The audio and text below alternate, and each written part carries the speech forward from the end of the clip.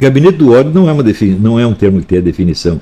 Fake news não é um termo que tenha definição. São apenas figuras de linguagem. E cada um diz como quer. O cara da direita chama a esquerda de fake news, o cara da esquerda faz o contrário, chama a direita de fake news. É apenas figura de linguagem, não é uma discussão séria, gente. E isso é termo usado na chamada Suprema Corte. Suprema do quê? Suprema besteira, suprema ignorância, supremo analfabetismo. É isso que está acontecendo.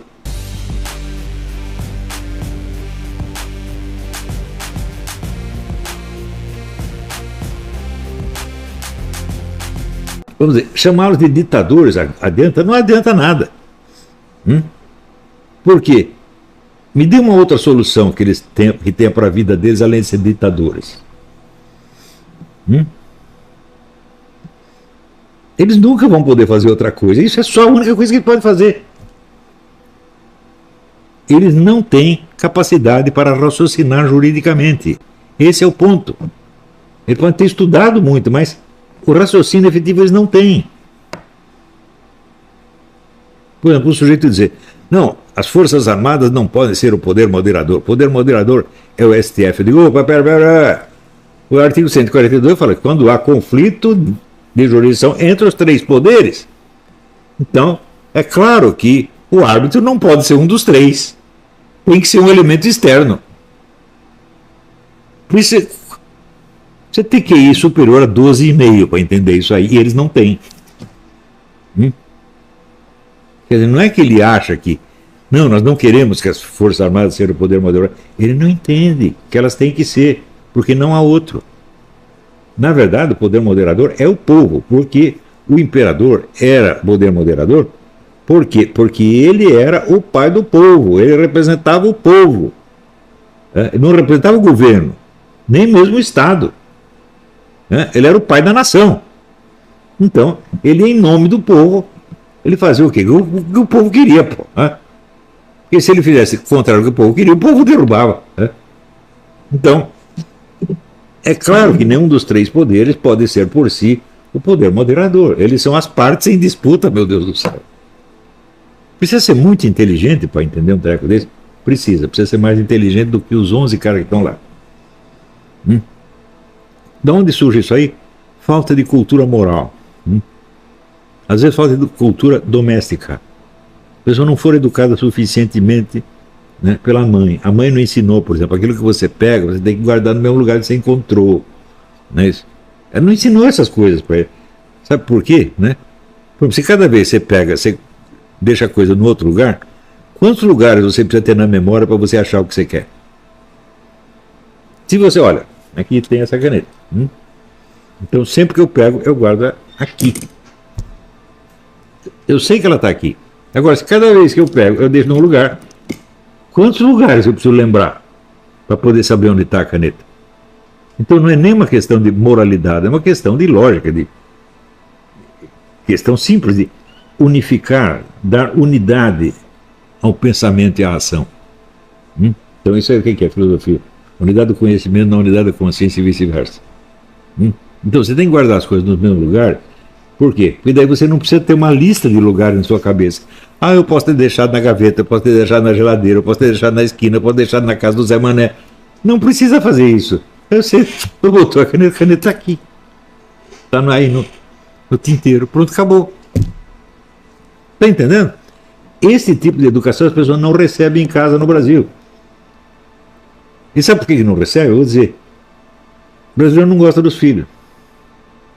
O brasileiro tem vergonha dos filhos. O que o sujeito mais teme é o seguinte, que o filho faça passar vergonha, que o filho faça alguma coisa que o faça passar vergonha. Então é o seguinte, primeiro, você não tem orgulho do filho? Se você não tem orgulho do filho, você já está treinando o cara para ser um idiota, porque ele já está treinando, você só vai me fazer passar vergonha.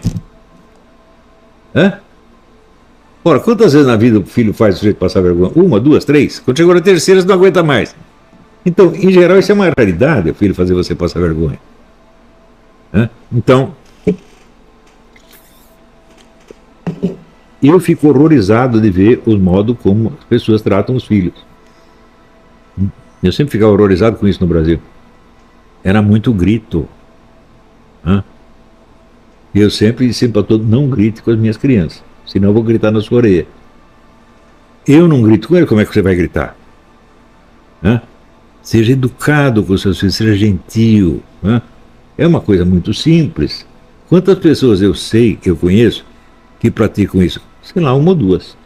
Não mais do que isso. A maioria acha que é dever deles. Se aquele negócio. É o sujeito tira isso da Bíblia. Tem que tratar com a vara. E, opa, com a vara, se for um homem de 1,90 m, agora vai pegar um bebê e bater nele com a vara, pô, tem vergonha? É claro que se você ficar sabendo que o seu filho, né, estuprou a filha do vizinho, menina de 14 anos, você tem que ir com a vara em cima dele, tem que bater, porque é um filho da puta mesmo. Mas as coisas simples que criança faz, os errinhos simples, não são pecados, não são crimes, não são nada. Você já vai com a vara em cima, né? Você quer mostrar que você é o gostosão? Eu nunca tive que mostrar para os meus filhos que eu sou o gostosão. Nunca fiz nada para exibir força para eles, né? Se for precisar exibir força, eu exibo com um cara do meu tamanho, pelo menos, né? Agora, um bebê, grande porcaria, é? Então, essas coisas, a falta de educação doméstica já desarticula a mente das pessoas desde pequenininho, tá entendendo? Quer dizer, eu já expliquei, no curso de psicologia expliquei, o pai é o símbolo da ordem, a mãe é o símbolo da vida, da força, né? Se, né, neguinho que não tem mãe, ou que a mãe dele é ruim, ele fica covarde. Neguinho que o pai dele é ruim, ele fica confuso, ele entra na ilegalidade, né? Então é simples. Por que a mãe é a vida? Oh, meu Deus do céu, quem te botou sangue em você? Foi a mãe, não foi? Então ela te deu a vitalidade, a força física, meu Deus do céu. Vem dela, hein? Não é do pai. Hein? O pai está te dando, ele dá o dinheiro que sustenta você. Então o que é o dinheiro? É um aspecto da ordem social, ele está inserindo você na ordem social. Está entendendo? É outra coisa completamente diferente. Então, o pai representa a razão e a mãe representa a força, a vida. Hein? Então, a pessoa pensa que é o contrário, que o pai é a força. Fala, você está doido? Hein? Só se for, eu digo, ouvi falar do sujeito que casou com o outro e pediu auxílio maternidade. Pode ser, tudo pode acontecer. Né? Então, veja, essas coisas, por exemplo, essa coisa do pessoal que diz que não, temos que, né, acabar com os estereótipos sexuais, porque isso prejudica os transexuais. Digo, mas se não existisse estereótipo sexual, como é que o sujeito ia querer mudar de sexo? Se não tem estereótipo, se os dois sexos são iguais, então tanto faz, você está nesse ou está no outro, você não vai nem perceber a diferença. Então a existência de estereótipos é uma coisa básica em toda a imaginação sexual, né? Inclusive a do transexual. Ele quer mudar de sexo porque ele viu a pessoa do outro sexo e achou mais bonito. E achou melhor para ele. Se ele não tivesse visto, ele não ia ter essa ideia. Mas as pessoas dizem isso assim. Precisamos exterminar os estereótipos sexuais para defender os transexuais. Como? Isso aí é digno do Celso de Mello, meu Deus do céu. Ele não falou isso, mas é um raciocínio do mesmo tipo. Gente, então, seguinte. O problema do Brasil não é o comunismo, não é a esquerda. O problema do Brasil é muita burrice, gente. E a burrice leva as pessoas para o crime. Eu falei para vocês do amiguinho que o Pedro tinha quando era criança, e dizia assim, eu sou burro com muito orgulho. Daí depois ele arrumou um emprego de aviãozinho no Rio de Janeiro, morreu baleado pela polícia, com 14 anos de idade. Alô, pessoal. O discurso retórico é aquele que toma como premissa as crenças atuais da plateia. Ou seja, você não contesta aquilo que a plateia já acredita, você toma aquilo como base para você provar algo com base naquilo. Né? Então, quer dizer, as crenças da plateia são intocáveis. Elas são o fundamento da prova que você pretende dar de alguma outra coisa. Então, por exemplo, se você sabe que o povo odeia a corrupção, você acusa o seu inimigo de corrupto, não é isso? Se você souber que achar que o público odeia, sei lá, homossexuais, você vai acusá-lo de homossexual e assim por diante. Só tem um problema. Esse é o tipo de discurso preferido dos políticos que se acham espertos. Só que isso torna você escravo da plateia. Você não domina e não orienta a plateia. Você tem que fazer o que ela exige de você. Muito bem, a direita brasileira, quando se formou, ela se apegou ao discurso anticorrupção. Quem foi que inventou esse discurso anticorrupção? Bom, esse discurso aparece no Brasil na década de 40, inventado por uma ala da direita, que era a UDN, União Democrática Nacional, que mais tarde se tornou o Partido do Jânio. Então a tônica deles era a luta anticorrupção, enquanto os comunistas falavam contra a miséria, contra a exploração, etc, etc. Só que daí passou, esse negócio da corrupção passou, né? Mais tarde, depois de muitas décadas depois do regime militar, os comunistas descobriram o valor do discurso anticorrupção e começaram a adotar. Na década de 90, o grande denunciante de corrupção foi o PT. Se vocês se lembram daquelas CPIs que teve nos anos 90, especialmente CPI contra empreiteiros, essa coisa, a tônica era anticorrupção, anticorrupção. E assim foi até chegar ao ano 2000 e tanto. Então, o combate à corrupção se tornou a tônica da política nacional. Naturalmente, o pessoal da direita, quando se formou, decidiu usar isso mesmo contra o governo Lula. O que estava até fácil, porque o Lula era ladrão mesmo, né? Só que, até hoje, o pessoal não saiu disso. Você veja, roubar dinheiro foi a pior coisa que o Lula fez? Não, gente. O Lula estava roubando para ajudar governos genocidas, meu Deus do céu. Ou seja, ele era cúmplice de homicídio em massa. Ninguém o acusou disso. Em tudo que se falou contra o Lula, ninguém mencionava nem Foro de São Paulo. Foro de São Paulo é uma organização que congregava 200 e tantos partidos de esquerda. Partidos genocidas, meu Deus do céu. Que se aliavam, inclusive, com as Farc. O Lula chegou a presidir assembleias do Foro de São Paulo junto com o Manuel Marulanda, que era o comandante das Farc. As Farc era a organização que dominava o tráfico de drogas no Brasil. O Fernandinho Beiramar confessou que anualmente ele comprava 200 toneladas de cocaína das Farc para distribuir no Brasil, em troca de armas que ele contrabandeava do Líbano. Ele confessou isso lá na Colômbia. No Brasil não confessou nada, ficou quietinho, né? E, inclusive, humilhou os deputados. Ele foi chamado para falar no Congresso, humilhou os deputados. Você vê a diferença entre a polícia colombiana e a brasileira, né? Bom, então, os grandes crimes foram deixados de lado em favor do quê? Do roubo. Quer dizer, um cara que é um assassino em massa, você acusa de ladrão. E daí você fica preso a isso de tal modo que mais tarde qualquer um pode ser acusado de ladrão com igual credibilidade, porque todo mundo já acostumou que a corrupção é onipresente. Então agora você pega e acusa qualquer um. Ah, o Alan dos Santos recebeu R$20, não sei do que. Pronto, tá ferrado o Alan dos Santos. Entenderam o que vocês fizeram, seus imbecis? E vocês quiseram evitar a guerra ideológica. Quiseram contornar a guerra ideológica. Não, vamos falar de algo que está acima do conflito ideológico. Nós falamos de honestidade, da lei, da ordem, etc. Pronto, vocês caíram nisso. Agora qualquer um usa essa arma contra vocês mesmo e pega. Pois não fizeram outro dia, vamos dizer, o jornalismo internacional, o Bolsonaro é o príncipe da corrupção universal.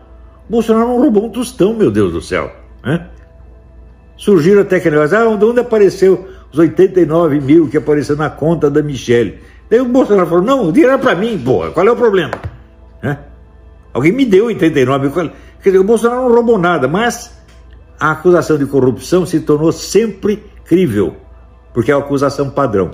Viram o que vocês fizeram, seus idiotas? Ou seja, não pode combater o comunista acusando ele de ladrão, você tem que acusá-lo de comunista, porque comunista é assassino. Quando é que vocês vão entender isso?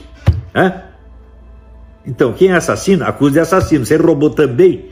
Por exemplo, você acha que o Mao Tse Tung nunca roubou nada? Claro que roubou. Você acha que Stalin nunca roubou nada? Claro que roubou. Mas você precisa lembrar os roubinhos, sabendo que eles mataram tanta gente? Então é isso, gente. O PT era sócio das Farc, sócio da maior organização criminosa que só na Colômbia matou 30 mil pessoas. E você vai lá acusar o cara de roubo? Quer dizer, isso é você ceder tudo para o espírito do público, que é vamos dizer, é um espírito despreparado, é o mais burrinho de todos. E você se torna então escravo dos burrinhos, e agora você tem que seguir as ordens dele. Deu para entender? Então, vai fazer 30 anos que eu estou dizendo, se vocês querem realmente ter o poder, vocês têm que começar por ganhar a classe estudantil. Para ganhar a classe estudantil, vocês têm que arrumar uma prova científica válida de que os comunistas exercem um controle ditatorial das universidades. Não adianta você dizer isso, você tem que ter a prova científica, você tem que ter uma pesquisa que prova isso definitivamente, de maneira que não dê para discutir mais. A partir daí, você divulgando isso aí e botando isso em discussão, você ganha os estudantes. Porque eles vão perceber que estão sendo... Aí vão perceber que estão sendo manipulados. Não é xingando o comunismo, não, você tem que ter a prova definitiva, porra. Isso é uma pesquisa científica que eu estou pedindo há 30 anos que façam. Ninguém faz. Todo mundo só pensa em política eleitoral e acusação de corrupção. Quer dizer, porra, e o pessoal diz que eu sou o guru da direita? Sou o guru da direita do caralho. Essa merda dessa direita não faz nada que eu sugiro. Eu posso dar sugestões no máximo, não tenho autoridade nenhuma, mas, pô, a minha sugestão é sensata, porra. Por quê? Porque eu estudo essa merda faz meio século. Agora chega qualquer um, né? Sei lá, qualquer Zé Mané, qualquer Paulo Roberto de Almeida, tá certo? Dizendo outra coisa, o pessoal segue, né? Chega aí qualquer Enzo, o Enzo falou não sei o quê. Pô, assim não dá, porra. Veja, uma coisa que a esquerda sabia, eu nunca vi na esquerda alguém desrespeitar os velhos intelectuais de esquerda. Nunca vi, mesmo que você discordasse deles. Eu nunca vi ninguém na esquerda, sei lá, desrespeitar o Caio Prado Júnior, por exemplo. Mesmo que o Caio Prado Júnior falasse besteira. Ou Jacó Gorender. Ninguém desrespeitar. Na direita, não. Eu tenho 1000 pseudo-concorrentes de 18 anos de idade. O Olavo já passou, agora sou eu o chefe. Porra, que coisa mais ridícula. Também nunca vi na esquerda alguém colocar o seu interesse, a sua ambição pessoal acima dos interesses globais da causa. Eles não fazem isso porque eles não são loucos. Na esquerda, no Partido Comunista, quem fizesse isso estava liquidado. Eles jogavam o cara fora como oportunista, ele nunca mais tinha chance na vida. Na direita, todo mundo faz isso. Eu quero ser senador, eu quero ser deputado, eu quero ser prefeito. Porra, eu quero um cargo, não sei onde. Eu só ouço falar disto. Ninguém sacrifica o seu interesse em nome do interesse geral. Não tem isso. Então, esse pessoal não sabe fazer política. É normal que não sabe, porque a direita no Brasil apareceu ontem. Mas justamente por causa disso, vocês têm que estudar, porra. Porque através do estudo você pode suprir a deficiência da sua falta da sua inexperiência. Mas se você não estuda e não ouve quem sabe, dá nisso. Você acaba ouvindo qualquer um. Então é o seguinte, eu não sou guru da direita, mas olha, pelo amor de Deus, as sugestões que eu estou dando são sérias, eu não estou brincando. Veja, em 1964 a esquerda foi derrubada pelos militares, não pelos militares, pela direita. Ela não tinha poder nenhum e não tinha apoio popular maciçamente do lado da direita. Como é que a esquerda fez para se levantar? Começou conquistando os estudantes. Por volta de 65, 67, a esquerda só tinha apoio no meio estudantil e mais nada. Houve até pesquisas, onde o eleitorado petista até a década de 80 era maciçamente estudante e classe média. E eles até se gabavam, é a parcela mais culta da população. Depois eles começaram a fazer o contrário, dizer que eles são o Partido Popular. Mas no começo eles só tinham apoio estudantil. Por que isso é bom? Porque o apoio estudantil de hoje é a classe política de amanhã, meu Deus do céu. Daí eu escrevi isso e alguém falou, mas daqui 20, 30 anos nós não vamos existir mais. Você não é capaz de sacrificar a sua vida pelo futuro dos seus netos e bisnetos, você não vale um peido. Se você, eu quero estar em tempo de aproveitar a direita, então você já está derrotado, porque o imediatismo é coisa dos fracos. Está entendendo? Então, é a frase do Goethe, é urgente ter paciência. Se você quer tirar os comunistas do cenário e dominar o espaço, você tem que ter paciência e agir de maneira, não parar, não precipitar e não retroceder, que foi aprender com o meu guru Paulo Mercadante. Está entendendo?